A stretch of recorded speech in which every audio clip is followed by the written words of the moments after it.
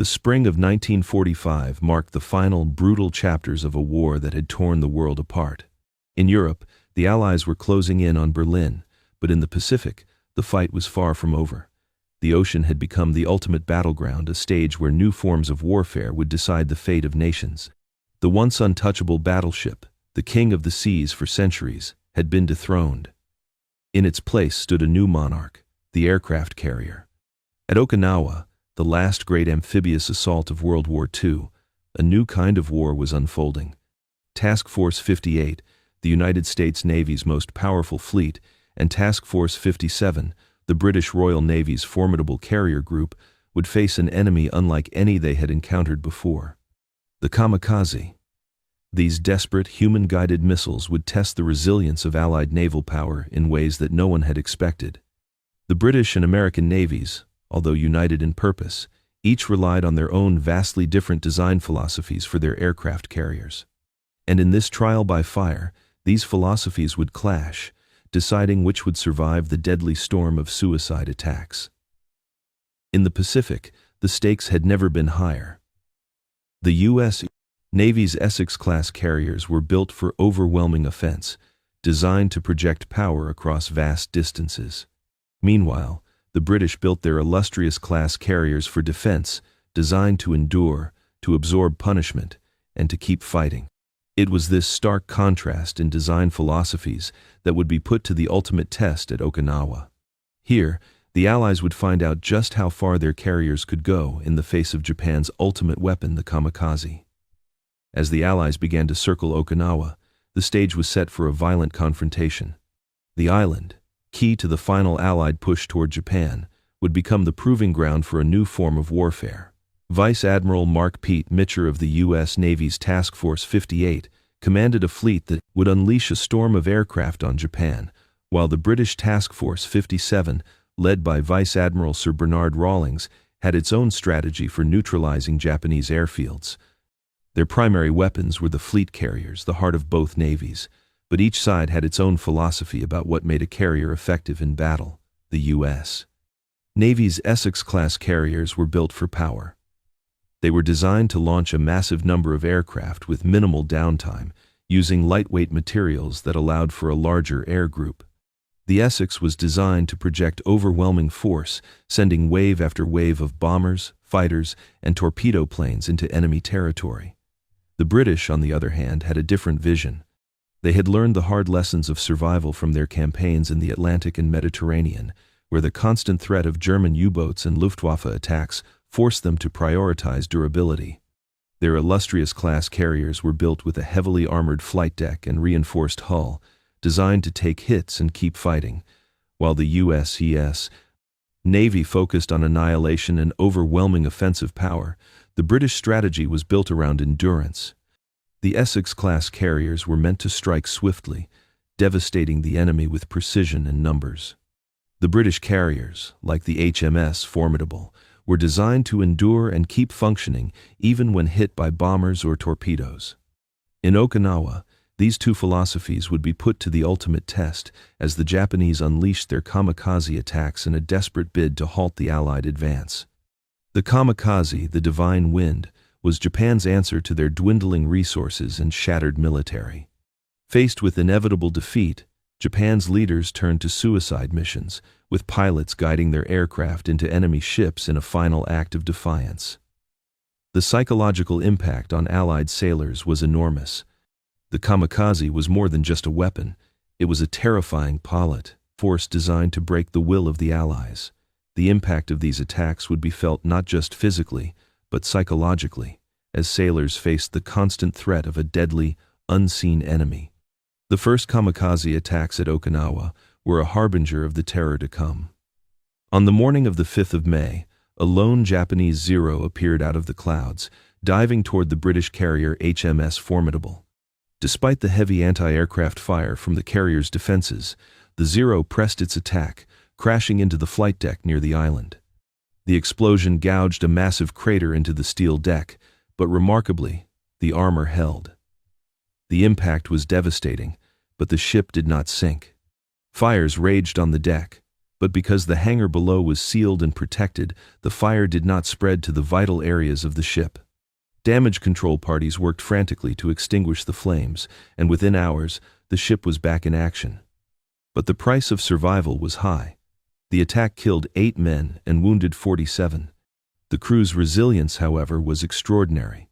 By the afternoon, less than 6 hours later, HMS Formidable was landing aircraft and continuing operations. The British had designed their carriers to endure punishment, and on that day, the armor of the Illustrious-class carrier proved its worth. But the Americans were not so fortunate. Just days later, the USS Bunker Hill, flagship of Task Force 58, would suffer a far worse fate. At 10:04 a.m., on the 11th of May, 2 Kamikaze Zeros piloted by Ensign Koshi Ogawa and Sub-Lieutenant Shizo Yasunori dove towards the carrier.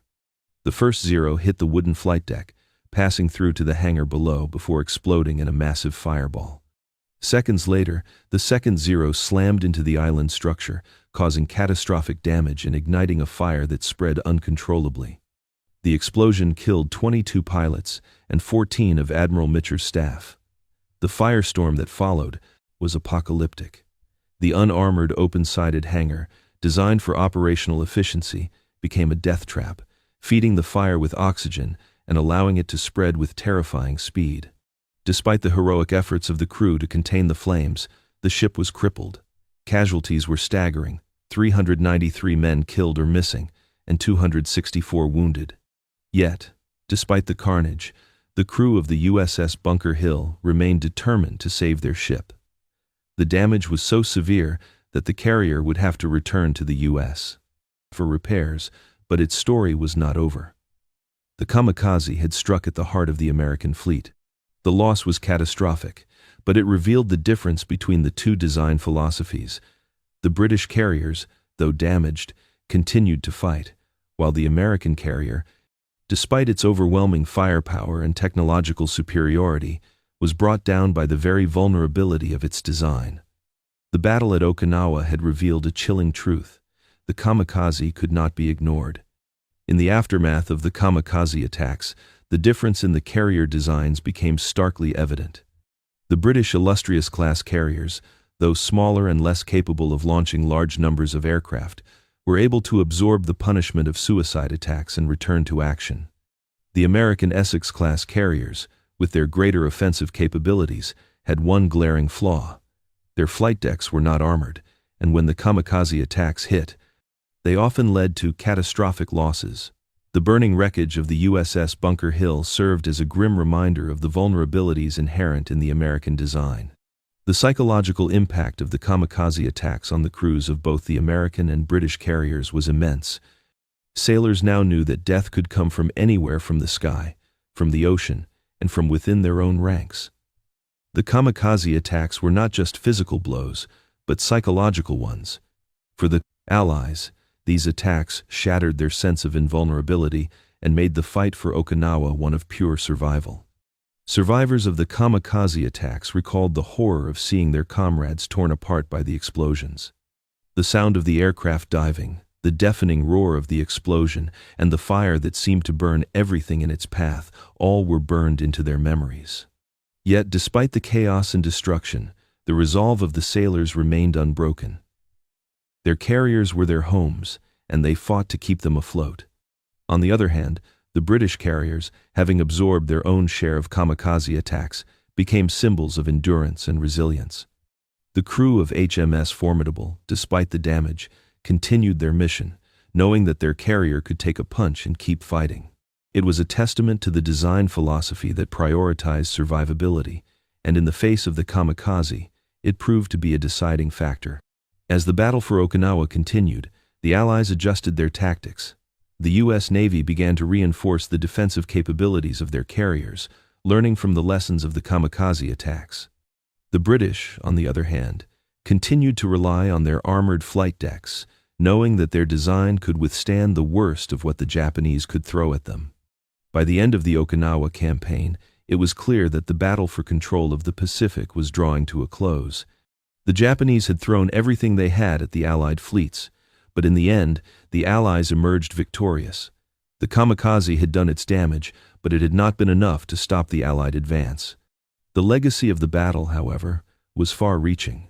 It wasn't just about the loss of men and ships, but about the lessons learned from the Kamikaze attacks and the contrasting philosophies of naval warfare. The legacy of the armored flight deck, proven on the decks of the British carriers, would influence future naval design. The Americans, recognizing the vulnerability of their Essex-class carriers, incorporated lessons from the British into their future designs. The Midway-class carriers, which would be built in the post-war years, would feature armored flight decks, combining the offensive capabilities of the Essex with the defensive resilience of the British Illustrious-class carriers. The battle at Okinawa had proven that in naval warfare, no design could stand alone. The future of naval aviation would require a blend of offense and defense, with carriers capable of withstanding not just bombs and torpedoes, but the relentless attacks of human-guided missiles. The Kamikaze had forced the world to reconsider the rules of war at sea. As the war in the Pacific drew to a close, the veterans of the battle for Okinawa would carry with them the memories of the Kamikaze attacks, the fear, the destruction, and the unwavering resolve of the sailors who fought and died to keep their ships afloat. The battle had been costly, but it had also been a turning point in the history of naval warfare. The echoes of the battle for Okinawa would not fade quickly. For the sailors who survived the Kamikaze attacks, the scars, both physical and psychological, lingered long after the war ended. The intensity of the battle, the constant threat of death from above, and the devastation wrought by the Japanese suicide bombers had changed naval warfare forever. In the years following the war, military planners and historians would reflect on the lessons of Okinawa. The combination of speed, offense, and defense had proven essential in the face of the Kamikaze. The legacy of that brutal campaign would be felt not only in the design of future warships, but also in the strategies employed during the Cold War, where adaptability and innovation remained at the core of military thinking. The Kamikaze pilots, driven by duty and sacrifice, had altered the course of history. Their legacy was a sobering reminder of the lengths to which nations would go when cornered. The Allied response, with carriers, anti-aircraft defense, and new tactics, proved that victory required more than brute force. It required resilience, adaptation, and unity. As the final reports from Okinawa reached Washington and London, the future of naval warfare was no longer uncertain. The lessons learned from those fateful days in the Pacific shaped the next generation of naval strategy and design. It was no longer just about who had the biggest gun or the thickest armor, but who could adapt quickest to the changing tides of war. In the end, the Battle of Okinawa was not just a chapter in the history of World War II. It was the beginning of a new era for naval warfare, one shaped by the resilience and ingenuity of those who had fought in the Pacific. It was a victory not just over Japan, but over the very nature of war itself.